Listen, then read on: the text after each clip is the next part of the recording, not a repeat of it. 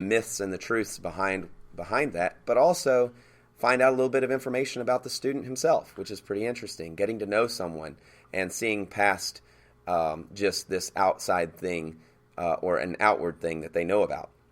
But it also could include, presenting or performing a task or an ability, such as playing an instrument or fixing something that's been broken or helping someone in need. Imagine not using your computer, but a handheld device, such as a smartphone, and going out into the community, and the student has done some research about an organization that does good in the community, and here this student has gone and actually taken personally this message of good deeds in the community, and here is some video footage of him or her helping someone, maybe providing some food for an organization that collects food, or doing some other act of charity.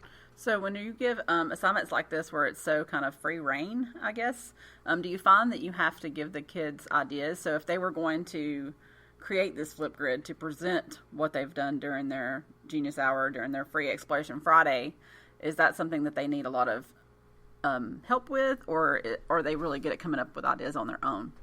Well, so, Genius Hour is not new to me, but Flipgrid is.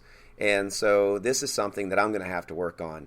I do find with Genius Hour that students need some direction.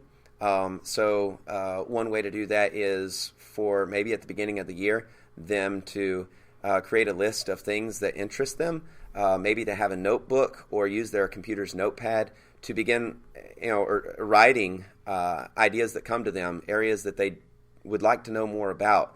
And throughout the year, maybe it's a text that they're reading, maybe it's maybe they're in calculus or chemistry classes, and it just happens to pop up in their head. I wish I knew more about XYZ, and they then have this running list of things that they'd like to know more about or be able to do that they can use for their Genius Hour / Flipgrid project.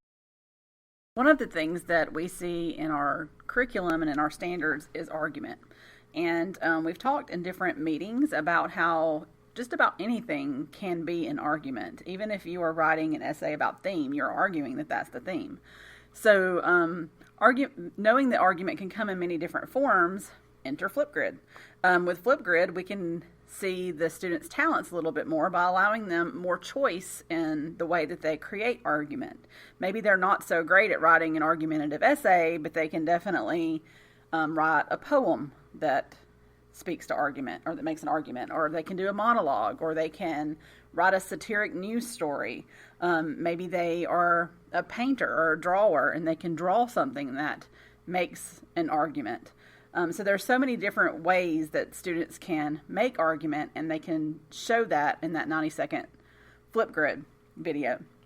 And that would be so much easier or so much more fun to grade, to see all these different kinds of arguments rather than just reading essay after essay, and it would help us to get to know our students a little bit better.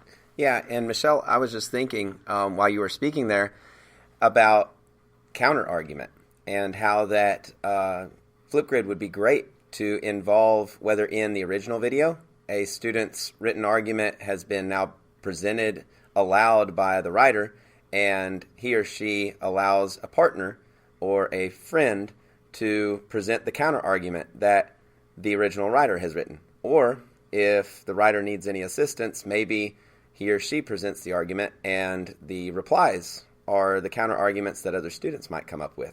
That's also something that I notice with my students that is an issue. What do you think about that? I think that would be awesome as well. Through the paid version of Flipgrid, students can actually respond onto someone else's video. So that would be probably the route you would need to go. But I think that the paid version is definitely worth that, because having those students interact with one another is what we want, right? Right. So that's a really good idea. Okay, so a fourth way that Flipgrid might be used in the ELA classroom is by having students create creative commercials based on text that you're reading in class. Just imagine a 90-second Super Bowl commercial. That's a long time, possibly, but these students can have a lot of drama sometimes, and so 90 seconds could probably be filled up pretty easily by a group of teenagers and possibly even younger students. I don't see this as limited to secondary ed, but also even some of you elementary school teachers out there. Your students would love to create a commercial that relates to a text that they've been reading. So, for example, I think about Ray Bradbury's Fahrenheit 451. That story has at its core the idea of censorship.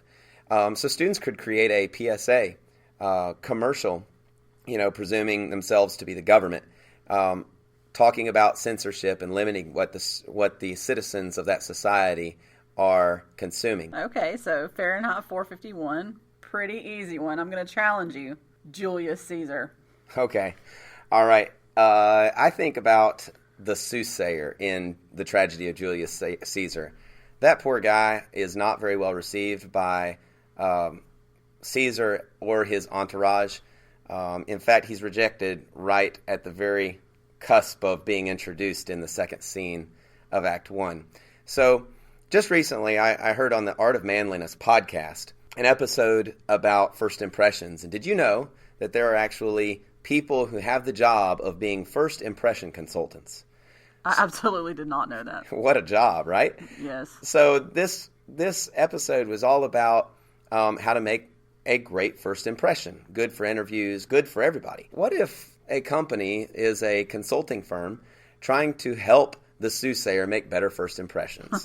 I think that would be a good way to allow students to do a Flipgrid commercial on the tragedy of Julius Caesar. There are all kinds of others, though, we could come up with. That's a great idea, though, and it would get them away from the intensity of Shakespeare by lightening that up just a little bit. That's right. I teach To Kill a Mockingbird, so maybe we could do a commercial for Atticus's law firm. Oh, that would be awesome. Okay, or maybe with The Great Gatsby, George Wilson's Garage, and another great do a idea. Commercial for that. So we have one more that we were going to present to you, and again, look at the notes to see all of the other examples you can use in the ELA classroom. And Michelle, tell us a little bit about hyperdocs. Well, hyperdocs is definitely something we are going to revisit in a later episode to talk about that a little more fully. But I wanted to bring it up here as we were talking about Flipgrid because I'm actually in the middle of working on a syllabus that was inspired by the Hyperdocs girls. I was introduced to Hyperdocs through Matt Miller's Ditch Conference. Shout out to Matt Miller. And really was very intrigued by the hyperdoc concept. And so whenever I was trying to think of a different way to do my syllabus, I thought, what better way than through this idea that hyperdocs has, where I have clickable links, but then there's also a place for the students to respond back. And in this case, with Flipgrid. So on my syllabus, I have many different places where they can click to go to different things, whether it be telling them how to use Blackboard or, showing them about using iNow, or there's a place for them to click to go and learn more about me. There's a place to remind them what summer reading was and different things. But at the very end, they click on Flipgrid, and there's a Flipgrid there for parents and students to tell me what their expectations for the year are, or just any other information that they think that I need to have in order to help their students be successful. Hang on, did you say parents? I said parents. Bringing the parents in, I would love to be able to see, to meet not only the students and put a name with them, but also to be able to put a name with their parents. That was something Joey mentioned in the interview that they're working on for the August release, was engaging more parents. So I'm looking forward to that, and it might be something to tie in with this. Right. I'm pretty pumped about bringing in administrators and bringing in parents to the Flipgrid universe. So by mentioning parents, you actually made me think of one of the greatest features of Flipgrid, and it's that students can still create a video for their grid at home even when their homes do not have internet access. So Flipgrid, what it does is allows you to upload videos previously created, meaning a student can take his or her school-issued MacBook, Chromebook, tablet, iPad, or whatever school-issued device he or she may have, and create an offline video that can just simply be uploaded when he or she is able to do so. at a fast food restaurant, at the library, the next morning at school, the next time that student's in the classroom, or whatever. In fact, Joey kind of alluded to this when he was talking about app smashing and how it's become kind of popular to use various different platforms before actually uploading the video. So I guess now we've given 5 useful ways to incorporate Flipgrid in your classroom. If you're starting to catch the fever and want more, we've come up with a total of 21 ways to use Flipgrid in the ELA classroom. Stop by at acrossthehallpodcast.com to learn more from our show notes and also to check out some links that we provided.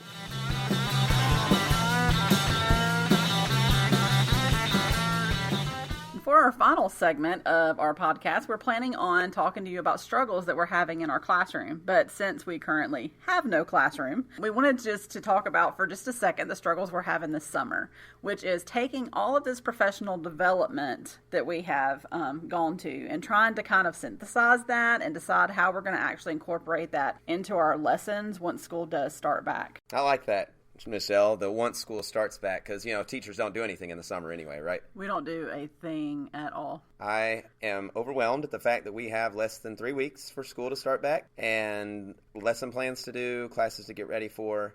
I think you may be giving me an anxiety attack right now because we have had so many incredible, awesome ideas coming at us all summer through professional development, through Twitter, through Voxer chats that we've had with other educators in our system, and even with Chris Nessie talking about podcasts. And there's just so much to think about and figure out how we're going to incorporate that into our classrooms. So we think you ought to use the hashtag #TheStruggleXTheHall if you'd like to share with us some of the things that you're struggling with right now in the summertime, or if you're listening to this and school has just gotten started up. Thanks so much for listening to our first official episode. One more time, we'd like to thank Joey Taralson for being with us. Don't forget to stop by acrossthehallpodcast.com for the show notes and join the Across the Hall conversation at #XTheHall. We hope you'll join us next time when we talk to Anna Hodges from Common Lit and discuss all the great tools Common Lit is offering teachers. See you next time.